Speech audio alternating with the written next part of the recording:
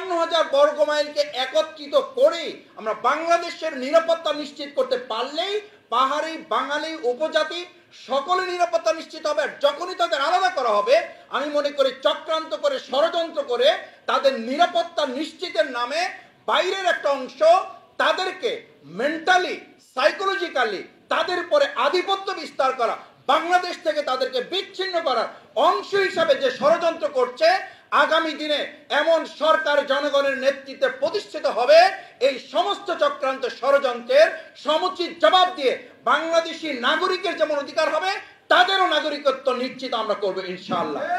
আসসালামু আলাইকুম ওয়া রাহমাতুল্লাহি ওয়া বারাকাতুহু। আমাদের পার্বত্য চট্টগ্রামের সমস্যাটি আসলে ভৌগোলিক সমস্যা, এটা রাজনৈতিকভাবে এটা সমাধানের রাস্তা বের করতে হবে।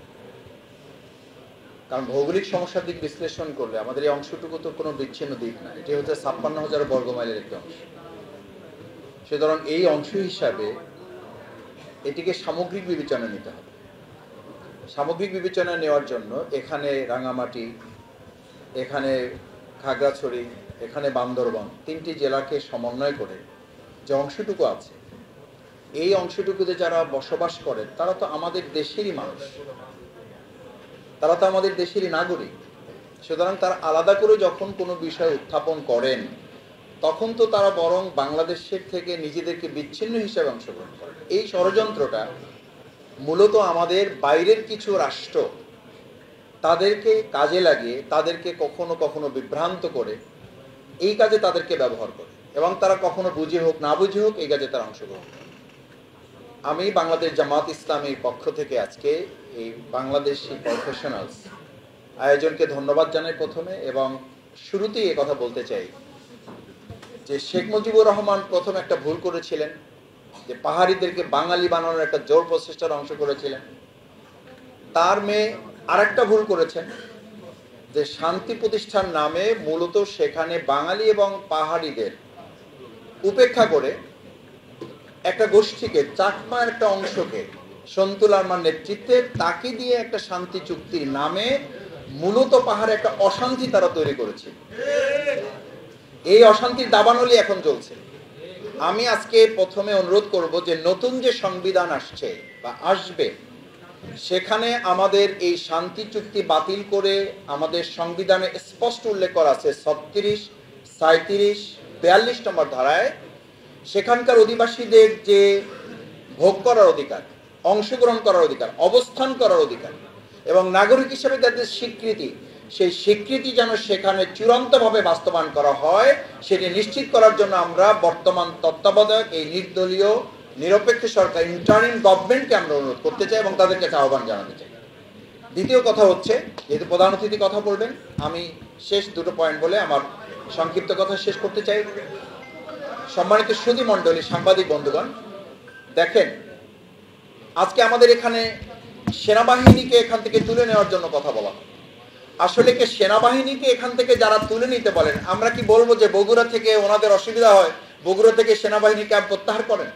ওনাদের সুবিধার জন্য কি আমরা বলবো যে আমাদের লালমনিরহাট থেকে সেনাবাহিনী প্রত্যাহার করেন? এর অর্থ হলো আমাদের প্রতিবেশী একখান রাষ্ট্র আছে, তাদের মাথা ব্যথা হলো আমাদের এই জায়গাটাকে অশান্তি রাখতে পারলে, এখানে কিছুটা ঝামেলা করে রাখতে পারলে বাংলাদেশের কিছু ঝামেলা হোক, এই ঝামেলাটা করার জন্য প্রতিবেশী রাষ্ট্রের মূল মনোযোগ হলো বাংলাদেশে অশান্তি তৈরি করার জন্য। সেখান থেকে সেনাবাহিনী প্রত্যাহার করে তারা তাদের মাতব্বরি প্রতিষ্ঠা করার জন্য এই ষড়যন্ত্র তারা করেছে, এটা কখনোই আমরা বাস্তবায়ন হতে দেব না। সেনাবাহিনী থাকলে অসুবিধা কি? আমি তো ছাত্র জীবন থেকে, আমি ইসলামী ছাত্র শিবির করি ১৯৮৮ সাল থেকে। সাংগঠনিক কারণে, রাজনৈতিক কারণে বহুবার ওখানে যাওয়ার সুযোগ হয়েছে, ভাইদের সাথে মেশার সুযোগ হয়েছে, কথা বলার সুযোগ হয়েছে।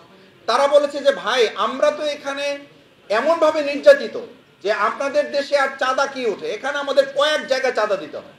আমি বললাম কেন ভাই?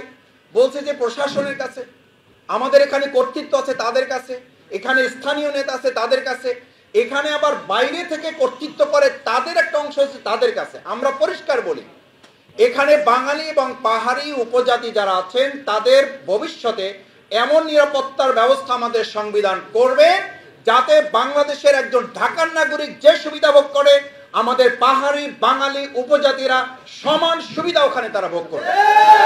আমাদের ঢাকার একজন নাগরিক এখানে 10 তলায় থেকে যে নিরাপত্তা পাবে, আমাদের পাহাড়ি বাঙালিরা আমাদের সংবিধানে একই নিরাপত্তা তাদের সেখানে নিশ্চিত করা হবে।